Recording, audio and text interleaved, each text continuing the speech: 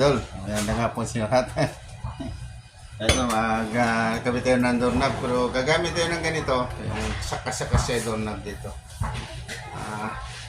Huwag kayo gumamit ng mga pait kasi masisira yung ano. Kailangan bumili kayo nito. Ito talagang pambutas sa doorknob.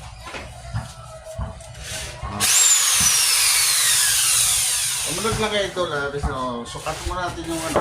Itong pinaka ano niya. Lock niya ito sa dito.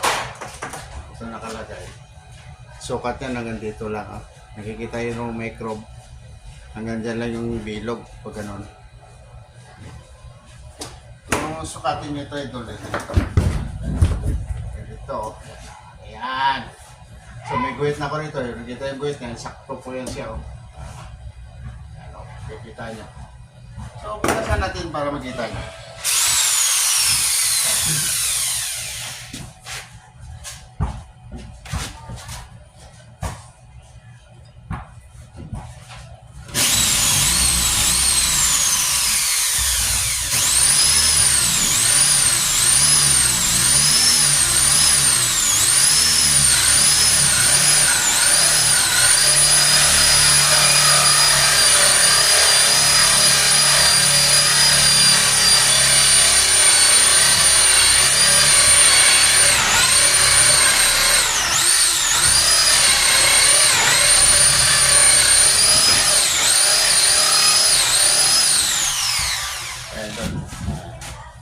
So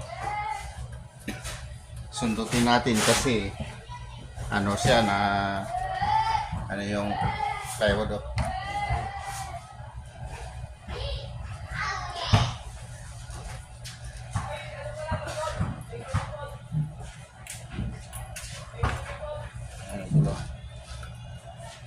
Ayan, bilog siya.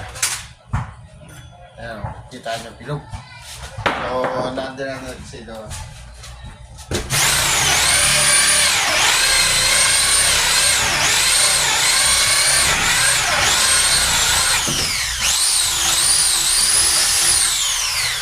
Nakikita nyo siya, pero bilog na siya.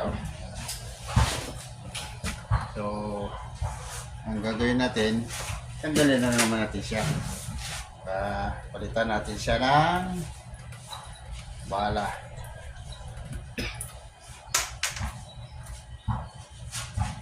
Paalala lang sa mga manggagawa dyan. Ano, pag magaganda ang mga pinto, huwag tayo gumamit ng pait na pambilog dyan. Kailangan bumili kayo ng ganito para hindi masira yung pinto.